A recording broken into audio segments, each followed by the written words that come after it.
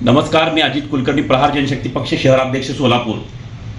परिवर्तन महाशक्तीने आज आपल्याला महाविकास आघाडी असू दे, महायुती असू दे आणि परिवर्तन महाशक्ती हा तिसरा पर्याय आदरणीय आमचे बच्चूभाऊ असतील, आपले राजे असतील, राजू शेट्टी असतील, या माध्यमातून आपल्या समोर एक नवीन पर्याय आणलेला आहे। आणि पक्षप्रमुख आदरणीय बच्चूभाऊंसमोर आम्ही 3 मायनॉरिटीला जागा मागितलेल्या आहेत प्रहार जनशक्ती पक्षाच्या वतीने। एखादा कोणीतरी मुस्लिम समाजावर टीका करतो, मुस्लिम समाजाला जाणून बुजून त्रास देतो, नितेश राणेसारखे लोक आक्रमकरित्या होऊन प्रहार जनशक्ती पक्षाने त्याचा विरोध केला। कुठलाही समाजातला माणूस उठलेला नाही नितेश राणेचा विरोध करायला। प्रथमतः प्रहार जनशक्ती पक्षाने ही गोष्ट जनसामान्यांसमोर मांडली आणि त्या गोष्टीला विरोध केला। कुठेतरी जातीय दंगली भडकवायचे, कुठेतरी जाणून बुजून एखाद्या समाजाला टार्गेट करायचं। अहो, तुम्हाला लाजा वाटायला पाहिजे। आज 75 वर्ष पूर्ण झाले आपल्याला स्वातंत्र्य मिळून, प्लॅटिनम जुबली झाली। आज तागायत कुठल्या पक्षांनी आणि कुठल्या संघटनेनी जनसामान्यांचे जातीपातीच्या राजकारणाशिवाय कुठलेही प्रश्न मिटवलेले नाहीत। 75 वर्षात सोलापूरच्या जवळजवळ 11 तालुक्यातील पाणी प्रश्न मिटलेला नाही। सोलापूर शहराला एक वेळ व्यवस्थित पाणी देऊ शकले नाही। 75 वर्ष झाले तरी हाच प्रश्न। जातीय तेढ निर्माण करणे, रस्ते व्यवस्थित नाहीत, रस्त्यात खड्डे, खड्ड्यात रस्ते, अनेक प्रश्न प्रलंबित झालेले आहेत। लोकांचे ऍक्सिडेंट झाले, काही लहान मुलं MSEBच्या खांबाला चिटकून राहिले। हे सगळं प्रशासन आणि शासनाने आज तागायत काय केलं 75 वर्षामध्ये मला सांगा। याच्यासाठी आपण एक पर्यायी मार्ग दिलेला आहे, परिवर्तन महाशक्ती। परिवर्तन महाशक्ती म्हणजे जर आता आपल्याला 9 दिवसाचा जागर चालू आहे देवीचा, परिवर्तन महाशक्ती म्हणजे एक महाशक्ती आपण महाराष्ट्र राज्यात पर्यायी मार्ग म्हणून पर्यायी लोकांसमोर जाऊ शकतो। आजपर्यंत एवढे लोकप्रतिनिधी झाले, एवढे मंत्री झाले, संत्री झाले, खासदार झाले, आमदार झाले, सोलापूरकरांच्या पाण्याचा प्रश्न सुटला का हो? सोलापुरातील जाण्या येण्याच्या रस्त्यातील खड्डे बुजले का हो? अनेक ऍक्सिडेंट झाले, संपले का हो? अनेक वेगवेगळ्या धंद्यांनी इथं येण्याचा प्रयत्न केला, ते धंदे तुम्ही आणले का हो? विमानसेवा आता कुठेतरी सुरू होत आहे, तर यात सुद्धा खोडा घालून कुठल्या तरी जातीय धर्माला। परवा मी अक्कलकोटला गेलो होतो। अक्कलकोट मधील एक माजी आमदार त्यांनी ते वक्तव्य केलं की मुस्लिम समाजाला एखादी बिर्याणी दिली की मुस्लिम समाज सगळा एकवटतो। अहो, मुस्लिम समाज एवढा खालच्या स्तराचा आहे का हो? मुस्लिम लोकांनी या गोष्टीचा विचार करायला पाहिजे।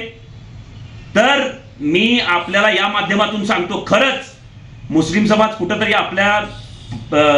एखादा चहाचं कॅन्टीन असेल, कुठं केळीच्या गाड्या असतील, कुठं फळफळावं विकून आपला जे काही आहे तो पोटाचा जो काही मार्ग आहे तो बरोबर घेऊन जात आहे।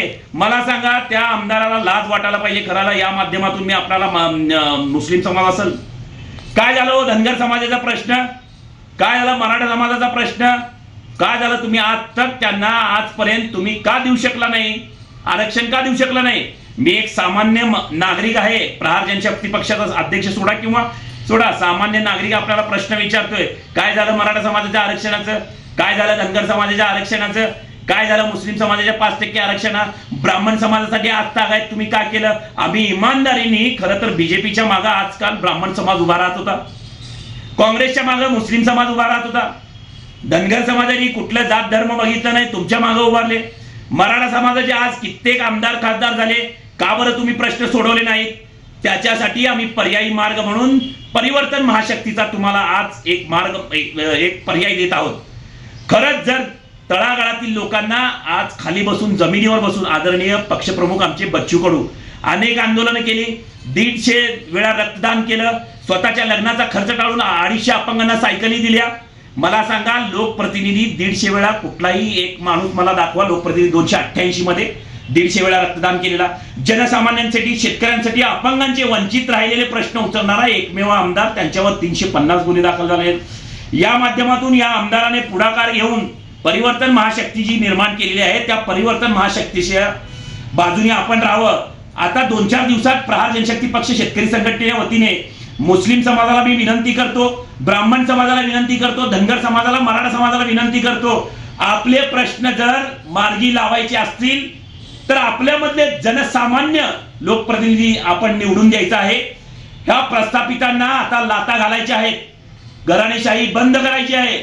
जर आपल्यामधलेच कोण इच्छुक असतील तर सोलापूर जिल्ह्यातील 11 मतदारसंघामध्ये मी आपल्या माध्यमातून सांगतो, जर कोण इच्छुक असेल तर आपली फाईल घेऊन यायची, आपल्या समाजकार्याचा आढावा घेऊन यायचा, आपले समाज आपल्या तालुक्यामध्ये किती कुठल्या समाजाचे लोक आहेत, काय करू शकतात, पूर्व पश्चिम दक्षिण उत्तर आपला भाग प्रभाग कुठपर्यंत आहो, तर या सर्व गोष्टींची माहिती घेऊन आपण येणं फार गरजेचं आहे. आणि 4 दिवसानंतर आम्ही भव्य मेळावा लावणार आहे.